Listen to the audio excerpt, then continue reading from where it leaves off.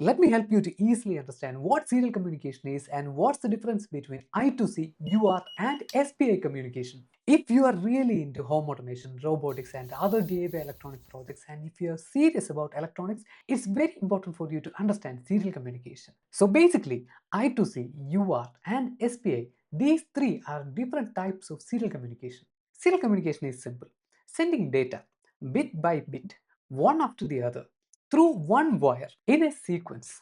Simply speaking, that's it. For example, if you want to send a word hello, first we'll be sending H, then we'll be sending E, then we'll be sending L, then another L, then O. Let's say two devices want to communicate with each other, one Arduino and a Raspberry Pi. Maybe for simplicity, we can replace this Raspberry Pi with this sensor module. Let's start with UART, or Universal Asynchronous Receiver Transmitter. Now for UART, one device will be having two data transfer pins. One will be the TX pin and the other will be the RX pin. The TX pin will be transmitting data from device to the other device, and the receiver pin or the RX pin will be receiving data from the other device to this device. Now let's say Arduino want to communicate with an external device, let's say HC12 wireless module. So Arduino will be having its TX and RX pin, and HC12 wireless module will be having its own TX and RX pin.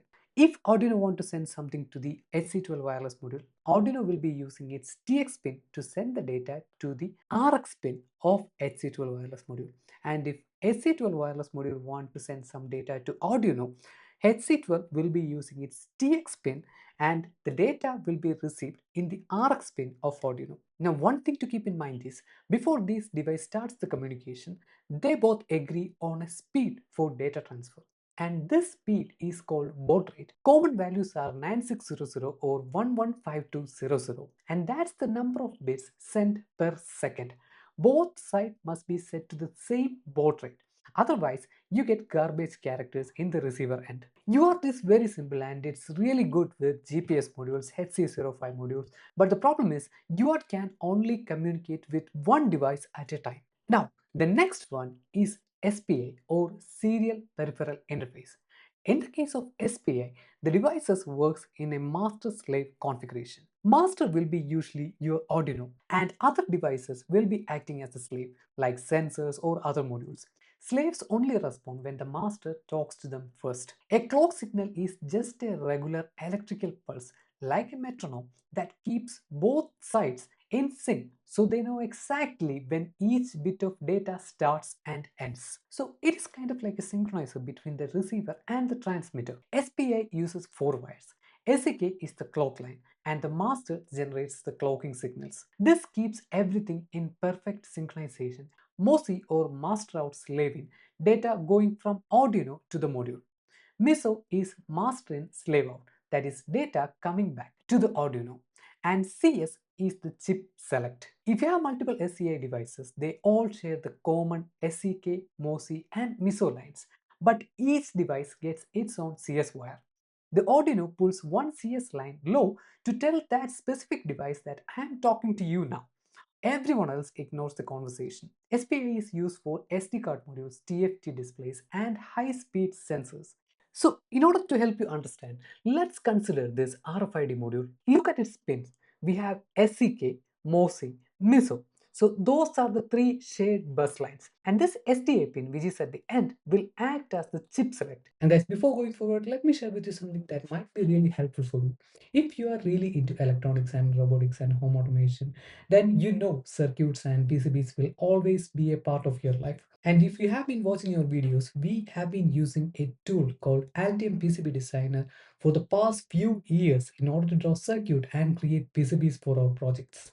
Altium has so many beginner-friendly tools that helps us to draw the circuit and design the PCBs, whether it is for hobby projects or for professional use. We always prefer creating PCBs for our projects because it helps to keep the circuit clean and neat and helps to get rid of all the nasty wires hanging around. We can even see how the PCB actually looks like even before production in 3D in Altium PCB Designer. If you're a DIY electronics enthusiast, you're going to love it. So make sure you check it out. You will not regret it. The link is in the description down below. And then we have the I2C or Inter-Integrated Circuits, and sometimes it's called as I2C. I2C is the most wire efficient of the three.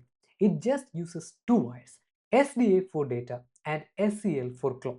And you can connect many of these devices to those two wires at the same time. Every I2C device has a unique address. For example, a number like 0x3C for most OLED displays or 0x68 for a common RTC module. The Arduino sends that address first and only the matching device responds. Everyone else stays quiet. Let me show you an example. This is an MPU sensor. Its name is HW123. And if you take a closer look at the pins, we have the VCC and ground for power, and then we have the SDA and SCL. That's the entire I2C interface, just two wires. This sensor combines a gyroscope and accelerometer in a single chip, and all of this data comes through just two wires.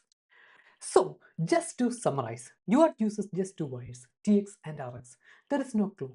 So, both sides must agree on baud rate. It's point to point only, meaning just two devices at a time. SPI uses four wires minimum, SEK, MOSI, MISO, and CS. It has a clock, so it's very fast. You can connect multiple devices, but each one needs its own CS wire. I2C uses just two wires, SDA and SCL, no matter how many devices you add. It has a clock, so it's more reliable than UART, but it's a little bit slower than SPI. Each device has a unique address, so Arduino or the master can talk to many modules without needing extra pins. If you have any doubts, make sure you ask it in the comments down below. And if you're really into electronics and DIY robotics, make sure you check out our channel. You'll find a lot of really helpful videos.